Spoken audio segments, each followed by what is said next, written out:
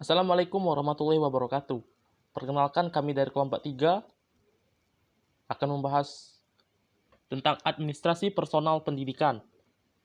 Kami yang beranggotakan 3 orang, yaitu saya sendiri Restu Ramadana, NIM 203020505110, dan Lina Ayundia 2030205112, serta Rika Erpiana NIM 2030205132, dan dosen pengampu yaitu Bu Weni Indrani MPD. Baiklah, saya akan menjelaskan tentang pengertian administrasi personal pendidikan. Administrasi personal pendidikan merupakan seluruh proses kegiatan yang direncanakan dan diusahakan secara sengaja dan sungguh-sungguh serta pembinaan yang berkelanjutan dari para pegawai di sekolah, sehingga mereka dapat membantu atau menunjang kegiatan-kegiatan sekolah secara efektif dan efisien demi tercapainya tujuan pendidikan yang telah ditetapkan. Administrasi personal juga dapat diartikan suatu cabang administrasi yang khusus menitik beratkan kepada perhatian persoalan kepegawaian. Yang dimaksud dengan administrasi personal adalah segenap proses penataan yang bersangkut paut dengan masalah memperoleh dan menggunakan tenaga kerja untuk dan di sekolah dengan efisien demi tercapainya tujuan sekolah yang telah ditentukan sebelumnya. Adapun bidang-bidang garapan administrasi personal atau kepegawaian meliputi hal-hal sebagai berikut, yaitu perencanaan pegawai, pengadaan pegawai, pembinaan dan pengembangan pegawai, promosi dan mutasi, pemberhentian pegawai, kompensasi, dan penilaian terhadap pegawai. Pada prinsipnya, yang dimaksud dengan personal di sini adalah orang-orang yang melaksanakan sesuatu tugas untuk mencapai tujuan. Dalam hal ini, sekolah atau madrasah dibatasi dengan sebutan pegawai. Oleh karena itu, di sekolah atau madrasah tentu saja meliputi unsur guru yang disebut tenaga edukatif dan unsur karyawan yang disebut tenaga administratif. Secara terperinci, dapat disebutkan keseluruhan personal sekolah ataupun madrasah adalah kepala sekolah atau madrasah, guru, kepegawaian administrasi atau TU, dan pesuruh penjaga sekolah atau madrasah. Istilah personalia atau kepegawaian yang mengandung arti keseluruhan orang-orang yang bekerja pada suatu organisasi. Dengan demikian, manajemen personal adalah manajemen yang menitik beratkan perhatiannya terhadap soal-soal kepegawaian di dalam suatu organisasi. Manajemen personalia yaitu perencanaan, pengorganisasian, pengarahan, pengawasan kegiatan-kegiatan, dan pengadaan, pengembangan, pemberian kompensasi, pengintegrasian, dan pemeliharaan agar tercapainya berbagai tujuan individu, organisasi, dan masyarakat. Jadi, melalui penerapan fungsi manajemen, sekolah yang efektif dan efisien tersebut dapat diharapkan memberikan kontribusi terhadap peningkatan kualitas pendidikan secara keseluruhan. Baiklah, saya akan kembali menjabarkan aspek-aspek dalam administrasi personal pendidikan, yaitu 1.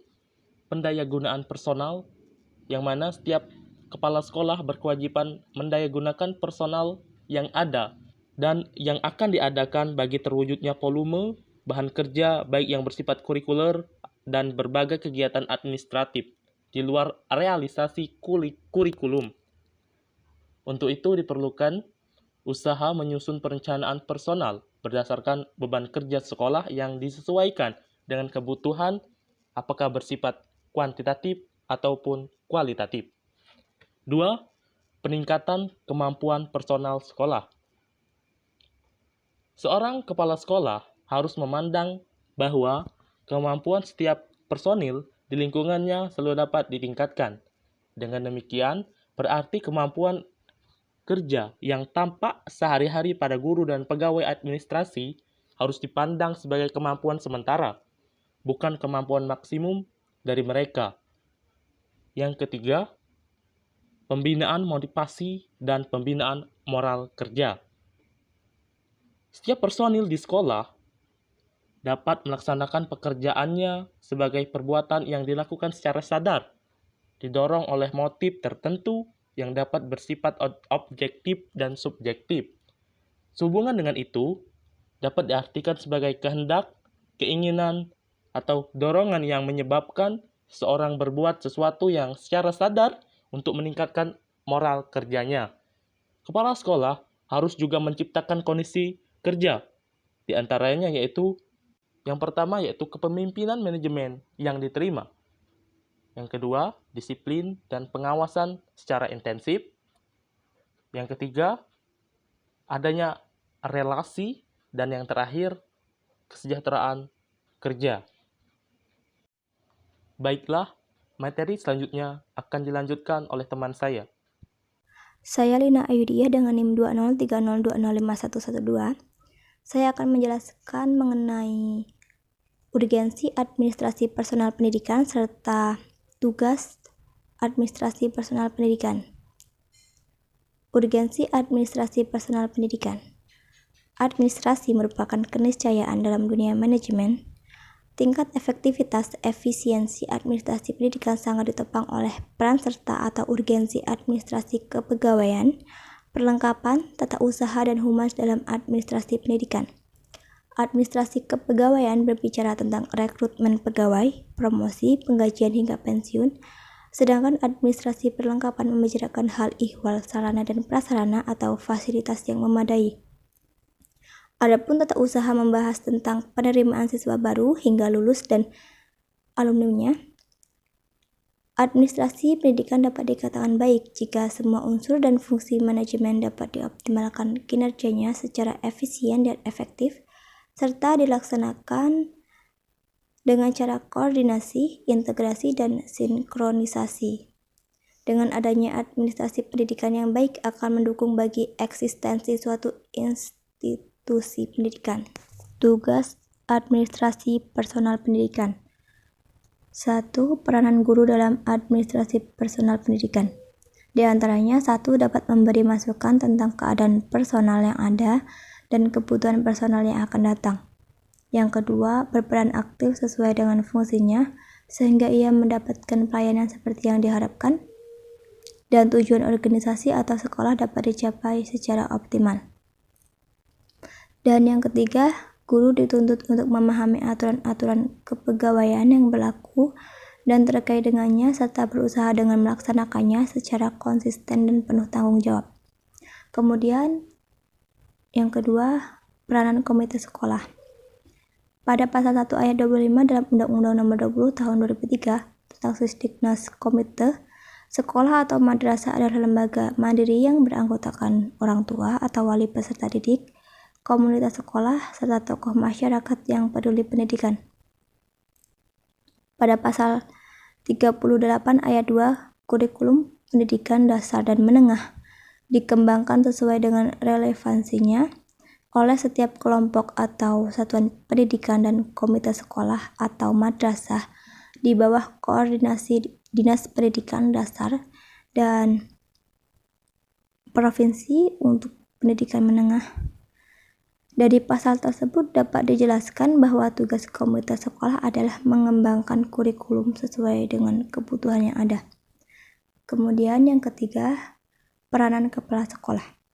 Kepala sekolah tidak hanya dituntut sebagai edukator dan administrator, melainkan juga harus berperan sebagai manajer dan supervisor yang mampu menerapkan manajemen. Kepala sekolah memiliki peranan penting untuk perkembangan sekolah tersebut.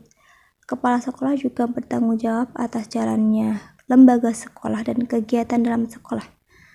Adapun kegiatan pokok yang harus diemban kepala sekolah itu ada 7 diantaranya: merencanakan, mengorganisasi, mengadakan staf, mengarahkan atau orientasi sasaran, mengkoordinasi, memantau, dan menilai atau evaluasi. Namun dalam tugasnya, kepala sekolah dibantu oleh beberapa wakil. Perkenalkan, nama saya Rika Erviana dengan NIM 2030205132. Baiklah, saya akan melanjutkan presentasi dengan judul Fungsi Administrasi Personal Pendidikan. Ada dua fungsi tugas dari personal, yaitu fungsi manajerial dan fungsi operasional. Fungsi manajerial meliputi perencanaan, pengorganisasian, pengarahan, dan pengendalian. Baiklah. A. Perencanaan, yaitu proses penentuan kebutuhan pegawai pada masa yang akan datang berdasarkan perubahan-perubahan yang akan terjadi dan persediaan tenaga kerja yang ada.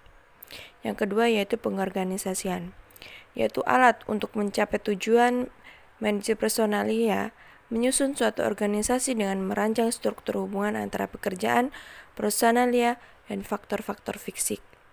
Yang ketiga yaitu pengarahan, yaitu memberikan informasi yang perlu agar kegiatan dapat dilaksanakan dengan baik. Yang keempat yaitu pengendalian, adalah fungsi manajerial yang berhubungan dengan pengaturan kegiatan agar sesuai dengan rencana personalia yang sebelumnya telah dirumuskan berdasarkan analisis terhadap sasaran dasar organisasi.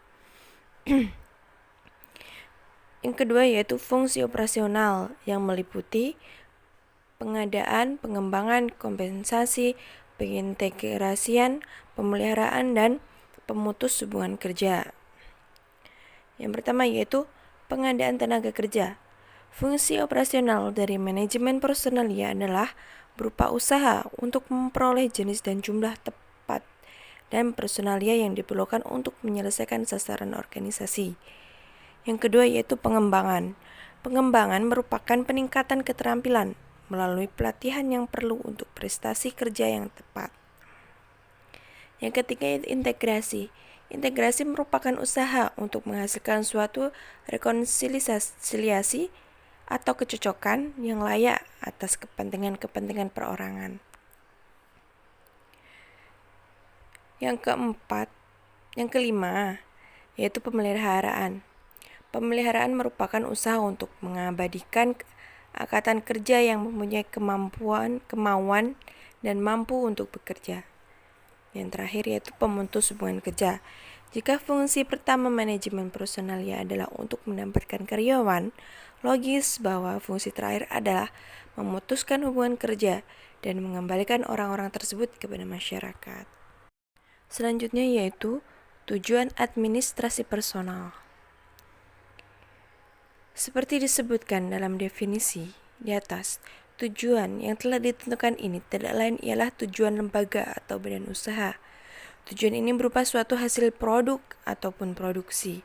Oleh karena itu, tujuan ini disebut juga tujuan yang berorientasi pada hasil production oriented. Hasil atau produk suatu lembaga atau badan usaha tidak mesti berupa barang, tapi juga dapat berupa jasa, tenaga kerja, atau juga berupa peraturan-peraturan atau undang-undang.